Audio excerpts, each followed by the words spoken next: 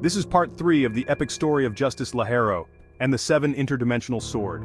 Please be advised, at this part of the story, and parts throughout the story will have foul language and mild suggestions, not suitable for kids under the age of 13.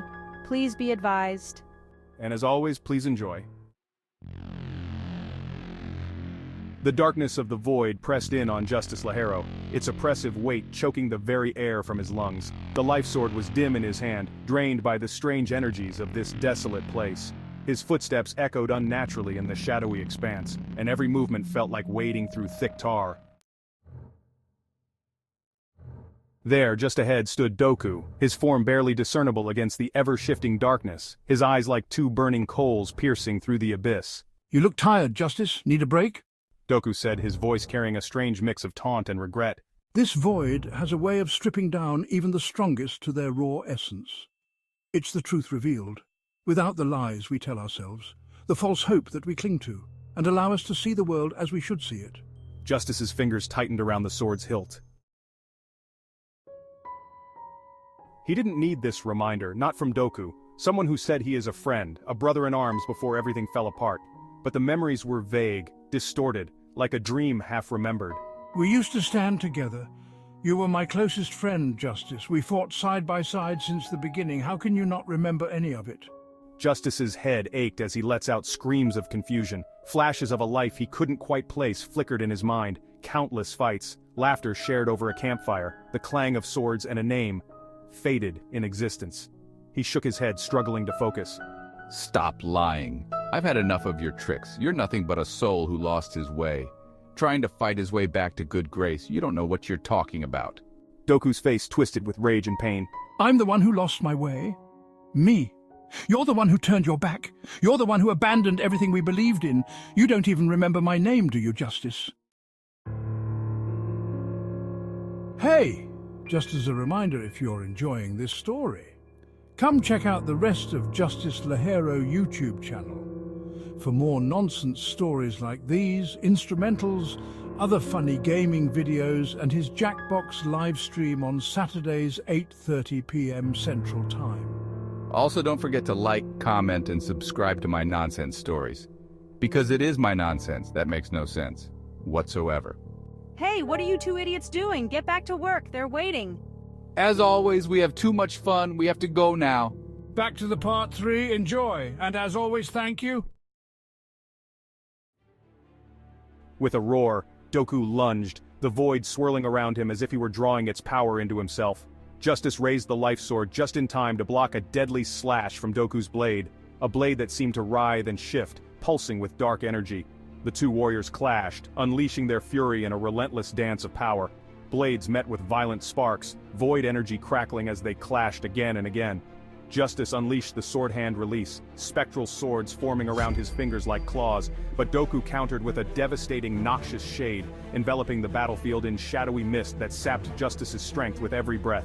Justice fought back with a 7-world cross, slashing through the mist and forcing Doku back, but Doku retaliated with entropy surge, the blast of chaotic energy ripping through Justice's defenses and sending him staggering. He was losing ground, his strength waning with every swing, every breath, harder to catch.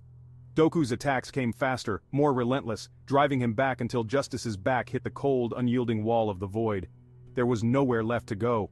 "I told you, you can't win here. This is my domain.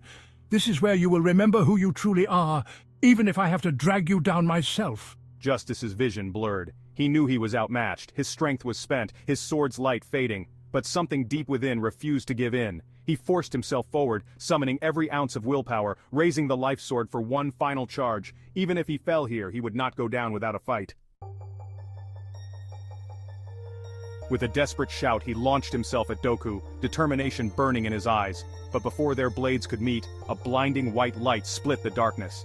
Justice was frozen mid-strike as the void around him warped and twisted, revealing a shimmering doorway of pure light. He heard the words echoing in his mind, "Peruercio portai," and the light swallowed him whole. Justice stumbled and fell, the hard, cold earth replaced by soft grass beneath him. He gasped for breath, blinking in the sudden brightness. The oppressive darkness was gone, replaced by a warm, golden glow. He was in a beautiful, lush landscape that seemed to stretch endlessly in every direction. Trees towered high above, their branches laden with strange, vibrant fruits, and a river of crystal-clear water flowed gently nearby. It was a place of peace, untouched by war or decay, a dimension that seemed to be a sanctuary for the weary. He was in Shangri-La or something like it. Well, look at what the cat dragged in. A dimension-walking fool who abandons people for no reason. Who would have guessed? Why didn't you leave it? But took you long enough, Justice. Justice turned to see a familiar figure standing in the clearing, Deka, a woman he had thought lost to time. She was exactly as he remembered, fierce and beautiful, with an air of wisdom that belied her playful smile. Elegant but yet somewhat witty and foul of the tongue. Deka? Oh shit, I can explain, please. You look like hell for a guy who just abandons people, she said with a smirk, folding her arms and fire in her eyes. I knew you were nearby when the amulet's energy spiked, but damn, Justice, you're a mess. You look like you got your ass beat for about 20 minutes, smacked around by a god or two, or dipped in the river of Styx and get beaten in between the deep forest and the river. He laughed, the sound rough in his throat. I've been better. I've lived through the worst. Thanks for the save, though. Really needed it. Deka's smile faltered as she punched him directly in the face. Ass! Do you know how long I've been stuck in this wasteland of a dimension? Using all my powers to survive here. Luckily, when you did leave me here, I had enough power left to make the best out of a bad situation. I had to bring life and people to this place. Do you not know how bad of a toll that is on me? Go to hell. Seriously, I don't even know why I saved you. Justice rubbed his shoulders sheepishly. Yeah, sorry about that. Things got complicated, more than I needed it to be. Got abducted, I got warped to a different dimension I knew nothing about. Thanks to someone. I had to fight a lot of people at the time, and completely lost contact with you for reasons I cannot remember, so yeah, complicated. Complicated? Complicated. You ass. You leave me in a wasteland of a dimension and tell me things were complicated. How did we ever become friends? I could send you to heaven or hell, but I don't think neither place would accept a soul like you. But I need your help. I'm kind of glad it was you I found. This dimension is all kinds of messed up, and I need someone who can actually handle situations like these. The townspeople are a little off. I don't know how, but out of nowhere, 2 kings emerged.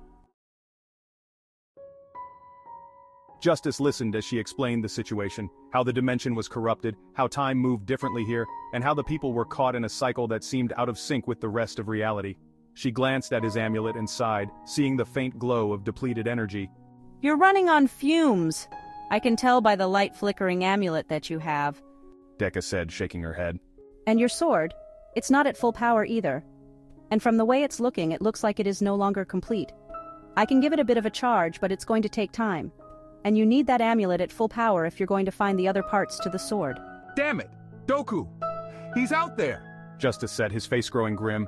He nearly finished me off back in the void. Damn it!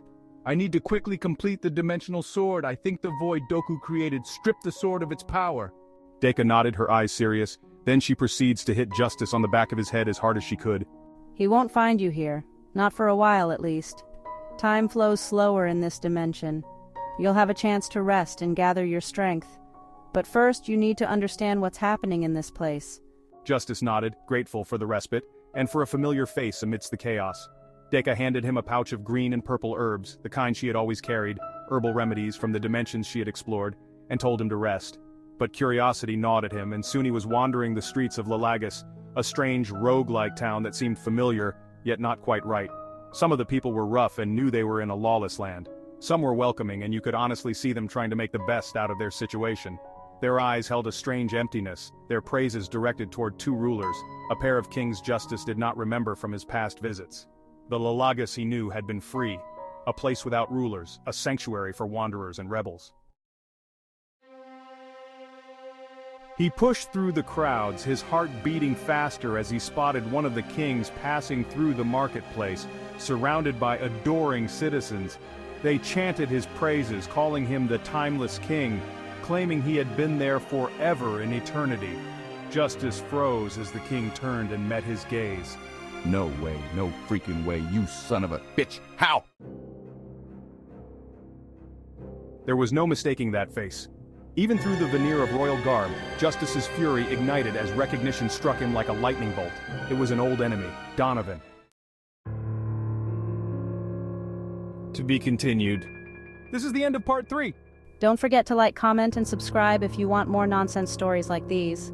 And come join me on my live Jackbox streams on Saturdays at 8:30 p.m. Central Time. Join me and the rest of the tyrants for a night of nonsense. See you there!